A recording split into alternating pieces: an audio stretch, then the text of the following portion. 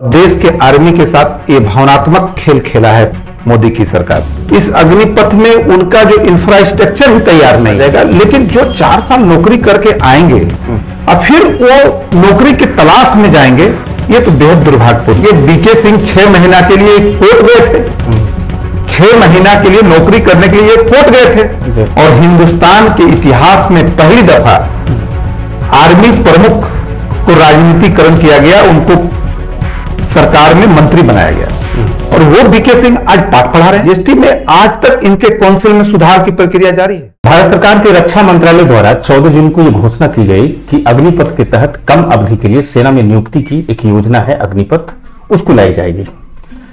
5 दिनों के भीतर, 6 दिनों के भीतर इसमें 5 से ज्यादा अमेंडमेंट हो गए, और आज यूथ प्रोटेस्ट के साथ भी कई राजनीतिक पार्टियां, कांग्रेस ने भी समर्थन दे दिया और राजद और तमाम लोगों ने भी समर्थन दिया है। लेकिन सवाल यह है कि इतने कम समय में इतने अमेंडमेंट का हो जाना, और यूथ प्रोटेस्ट के साथ साथ जो पॉलिटिकल पार्टियां हैं वो भी अब चाहती है कि इसका रोल बैक किया जाए। लेकिन वहीं रक्षा मंत्रालय के तीनों जो सशस्त्र सेनाओं के प्रमुख हैं, उन्होंने कल ही प्रेस कॉन्फ्रेंस करके ये घोषणा कर दिया कि अब सेना में जो खुली भर्तियां हैं वो केवल और केवल अग्निपथ के माध्यम से ही होगी। आप क्या समझते हैं, इस इतनी बड़ी योजनाओं को सरकार सही माने में सही वक्त पर ला पाई? यह दुर्भाग्यपूर्ण है। ये देश और ये देश की सैनिक, जब आप हम चलते हैं तो कोई सीट के बगल में कोई सैनिक आते हैं तो हमारे अंदर भावना होता है कि उनको स्पेस देते हैं, उनका सम्मान करते हैं। देश की भावना के साथ और देश के आर्मी के साथ ये भावनात्मक खेल खेला है मोदी की सरकार ने, जो दुर्भाग्यपूर्ण है। और जो आपने कहा कि उसमें लगातार बदलाव किया जा रहा है, तो मैं कहता हूं कि इस अग्निपथ में उनका जो इंफ्रास्ट्रक्चर ही तैयार नहीं है। वो कह कुछ रहे हैं, दूसरे दिन कुछ कह रहे हैं, कर कुछ रहे हैं, कह कुछ रहे हैं। पहला दिन उन्होंने कहा कि ये अवधि इतने समय का होगा, फिर उन्होंने कहा कि 25% को हम रख लेंगे, 75% को बाहर निकाल देंगे। फिर इस 75% का क्या होगा? फिर कहते हैं कि उनको दूसरे जो आर्मी के जो है असम राइफल्स, उसमें उसका रिजर्वेशन होगा, वो चला जाएगा, सेंट्रल आर्म पुलिस फोर्सेस में चला जाएगा। लेकिन जो 4 साल नौकरी करके आएंगे और फिर वो नौकरी की तलाश में जाएंगे, ये तो बेहद दुर्भाग्यपूर्ण है। एक बात हो गई। दूसरा बात हो गया कि ये जो सरकार है, बेसिक तौर पर जो पेंशन को खत्म करना चाहती है, उस बोझ को खत्म करना चाहती है। बेसिक वो है। तो जितने 20,000 करोड़ पेंशन का अतिरिक्त भार आर्मी के ऊपर पड़ता है, पेंशन के मद में जाता है, क्या जरूरत है इनको 17,000 करोड़ रुपए का जहाज खरीदने का? 20,000 करोड़ रुपए का विस्टा प्रोजेक्ट का इनको क्या आवश्यकता थी? जब पेंशन को आप बोझ मानते हो तो इन प्रोजेक्टों को छोड़ करके इनको पेंशन दो, और ये कहते हैं कि यंग दिखेगी, यूथ प्रोफाइल यंग दिखेगी। क्या आपको लगता है कि 32 साल में आदमी बूढ़े हो जाते हैं क्या हिंदुस्तान में? एवरेज उम्र आर्मी का 32 साल में रिटायरमेंट का है। जनरल पुरी ने कहा अपने प्रेस कॉन्फ्रेंस में कि नंबर ऑफ कैजुअलिटीज जब आप देखेंगे माउंटेन एरियाज में तो काफी आते हैं। तो हमारा सिर्फ एक ही मोटिव है और एक ही ऑब्जेक्ट है कि हम इंडियन आर्मी को, इंडियन नेवी को और इंडियन एयरफोर्सेस को एक यंग फेसेस दे।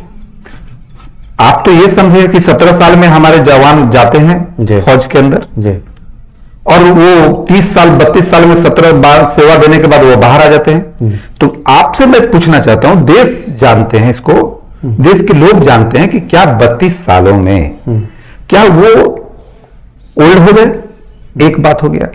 क्या यूक्रेन बनाना चाहते हैं हिंदुस्तान को? वहां के सैनिक को अनुभव की कमी हो रही है। अभी युद्ध चल रहा है यूक्रेन और रशिया के अंदर, हथियार चलाना नहीं जान रहे वहां के सैनिक।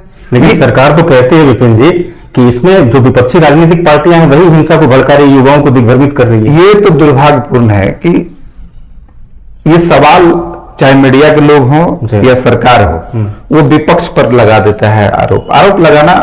किसी के बारे में कुछ कह देना बहुत आसान है, लेकिन ये सरकार से लोग सवाल क्यों नहीं करते हैं? प्रधानमंत्री आकर अपील क्यों नहीं कर रहे हैं कि छात्रों से कि देश के ये अपने हैं, जो आंदोलन कर रहे हैं वो तो अपने हैं, उनको आके अपील करना चाहिए कि आप हिंसा के रास्ता को छोड़िए, हम बातचीत करने के लिए तैयार हैं, हम बात करेंगे। बात कर करके लोगों से या जो आर्मी के लोग थे, एक्सपर्ट थे, उनको आना चाहिए। ये बीके सिंह, आप बार बार कह रहे हैं कि बीके सिंह के बारे में, ये बीके सिंह 6 महीना के लिए कोर्ट गए थे, 6 महीना के लिए नौकरी करने के लिए कोर्ट गए थे, और हिंदुस्तान के इतिहास में पहली दफा आर्मी प्रमुख को राजनीतिकरण किया गया, उनको सरकार में मंत्री बनाया गया।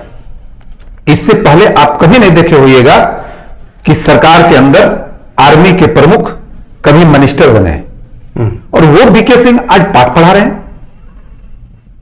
एक आपने कहा कि सेना के पास, मंत्रालय के पास या सरकार के पास कोई इंफ्रास्ट्रक्चर नहीं था, इस स्कीम को लाने के से पहले कोई इंफ्रास्ट्रक्चर नहीं था।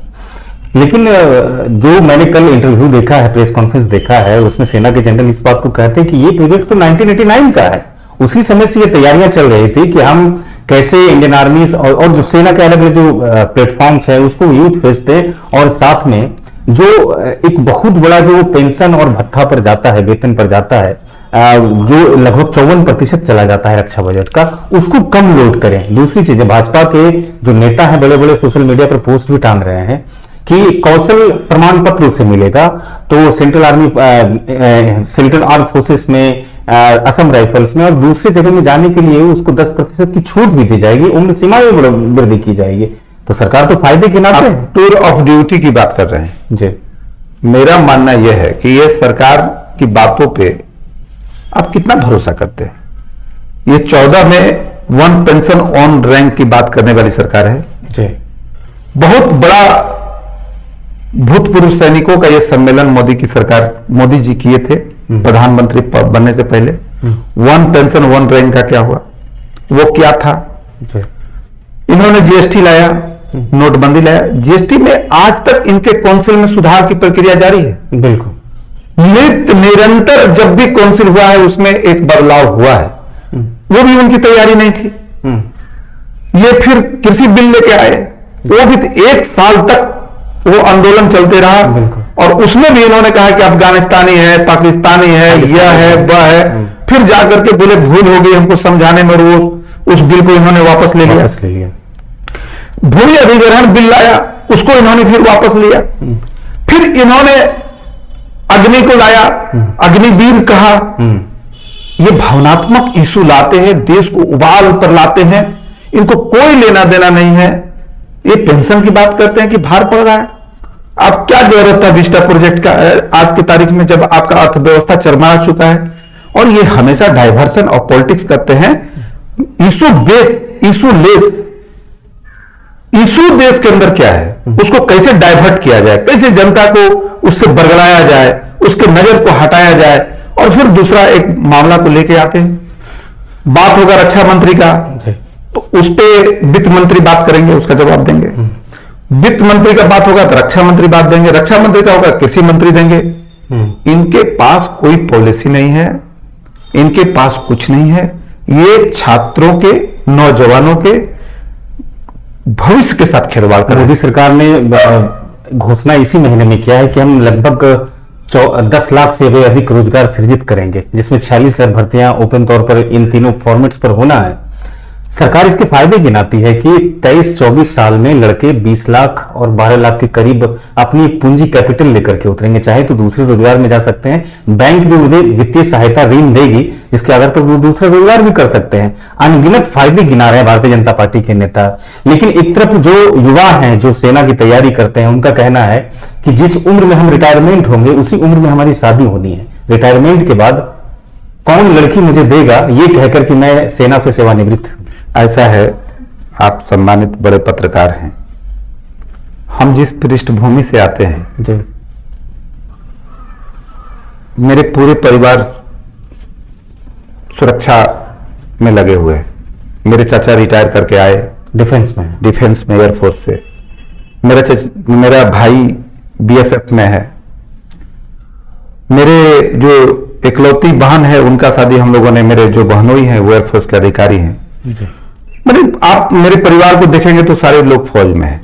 मेरे गांव इंग्लिश फरका में आप जाएंगे तो कोई ऐसा घर नहीं है जिसमें 2 आदमी सैनिक में नहीं है। बड़ी संख्या में नौजवान तैयारी करते हैं। आप 3 बजे सुबह मेरे यहाँ चले जाइए, मैंने देखा। जो नीचे जो समान परिवार है वो 3 बजे भोर में सुबह में लड़का 15-16 साल के बाद मैट्रिक का एग्जाम देता है, पास करता है और सड़क पर दौड़ता है 4 किलोमीटर 5 किलोमीटर दौड़ता है और तैयारी करता है, फिर आता है अपने जानवर भैंस गाय को चारा देता है, खिलाता है, धोता है, बेचता है, उसका यही दिनचर्या है। उसके बाद वो फौज में भर्ती हो जाता है और जब फौज में भर्ती होता है तो उसके माता पिता का सीना गर्व से चौड़ा हो जाता है और कहते हैं कि मेरा बेटा आर्मी में सेलेक्ट हुआ है। और जब वो छुट्टी में आता है तो हम लोग मिलते जुलते हैं कि छुट्टी में आया है और मिलते जुलते एक सम्मान होता है गांव समाज के अंदर। फौज कोई नौकरी जॉब नहीं है, नौकरी के लिए एक रिस्पेक्ट होता है उसके समाज के अंदर। उस परिवार की प्रतिष्ठा जब शहादत दे के आते हैं, नम्र आंखें से लोग जाते हैं उसके पास। ये सरकार चाहती क्या है? ये कैसे घिनौनी ये बिल लेके आई है, इनको समझ नहीं है, हमारे जज्बात से खेल रहे हैं ये लोग। बतौर विपक्ष देश में नोटबंदी आया, जीएसटी आया, किसान बिल आए और भी दूसरे स्कीम्स आए, कहीं ना कहीं आपको नहीं लगता कि कांग्रेस पार्टी ने विपक्ष की अच्छी भूमिका नहीं निभाई? अगर किसान बिल की हम बात को छोड़ दें, नहीं करें, तो बाकी बिल तो सरकार ने पास कर ही लिए हैं और फाइनली सेना के जो प्रमुख हैं उन्होंने कह दिया है कि अब जो भी सेना में भर्ती होंगे वो अग्निपथ के तहत ही बहाली होनी है। तो ये बिल को भी वापस लेने की संभावना है? तो बिल्कुल निश्चित तौर पर ये कृषि बिल को भी इसी तरह से कह रहे थे, इन्होंने वापस लिया। देश की जनता, देश के नौजवान इस बिल को स्वीकार नहीं करेंगे। इनमें बहुत टेक्निकल बातें हैं, हम लोगों को भी पता है, हम विशेष तौर पे इस बात को जानते हैं और इसमें जितनी लड़ाइयां लड़ी गई हमारे सैनिक के द्वारा, मैं उनको सैल्यूट करता हूं। क्या उनमें ऊर्जा नहीं था? पाकिस्तान से वार हुआ, बांग्लादेश से हुआ, कितने वार हुई? क्या हमारे कारगिल में वार हुआ? कौन सैनिक लड़ा था? क्या उनकी एवरेज उम्र थी?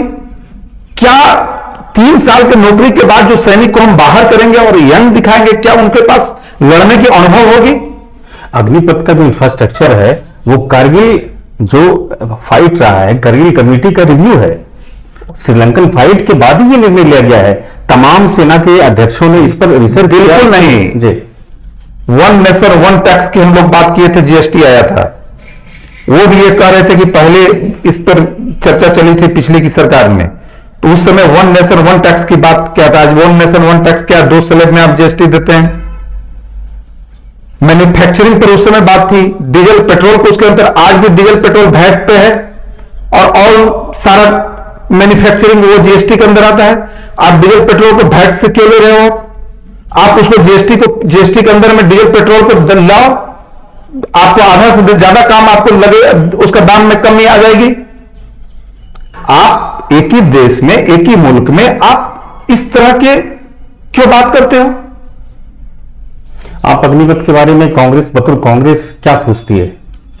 कांग्रेस इसको लोकतांत्रिक तरीके से पुरजोर विरोध कर रही है, आगे भी करेगी। आदरणीय हमारे नेता श्री राहुल गांधी और जितने हमारे सम्मानित नेता हैं, भागलपुर के विधायक और विधानमंडल दल के नेता श्री अजीत शर्मा जी भी आज, और हमारे प्रदेश अध्यक्ष श्री मदन मोहन झा जी आज जंतर मंतर पर सत्याग्रह में बैठे हुए हैं। देश के तमाम कांग्रेस के नेता कार्यकर्ता इस बिल के विरुद्ध है। देश के नौजवान, इस देश के एक एक नागरिक इस बिल के खिलाफ है। इस अग्निपथ योजना के बाद जो देश में युवाओं ने कई हिंसक प्रदर्शन किए हैं, जिसमें रेलवे को खासा नुकसान हुआ है, उसके अलावा दूसरी जो सरकारी संपत्तियां थी वो भी नष्ट कर दी गई है, तो क्या इस तरह के हिंसक प्रदर्शन से सरकार को जगाने का जो प्रक्रिया है वो सही है? हम लोग गांधी के आइडियोलॉजी को मानते हैं, सत्य अहिंसा की बातें करते हैं। हम अपील करते हैं अपने छात्र नौजवानों से कि अहिंसा का रास्ता छोड़ें और सत्याग्रह को अपनाएं। यह सत्याग्रह अंग्रेज को 7 समुंदर पार भेजा है। मुझे लगता है तो उनके जो दलाल आज सत्ता पे काबिज हैं अंग्रेजों के, हम इनको भी उखाड़ फेंकेंगे, फिर से एक नया भारत बनाएंगे और युवाओं को जो भविष्य है हमारे देश के और जो उनके सपने चकनाचूर हुए हैं, उनके सपनों को फिर से बसाने का काम करेंगे। कांग्रेस पार्टी का एक एक नेता, एक एक कार्यकर्ता इस सरकार के हिटलरशाही जो उनका अध्यादेश है, उनकी कानून है, इनको हम आंदोलन के सत्याग्रह के माध्यम से वापस करेंगे। ये बातचीत करने के लिए, समय देने के लिए बहुत बहुत शुक्रिया प्रवीण भाई आपका। धन्यवाद।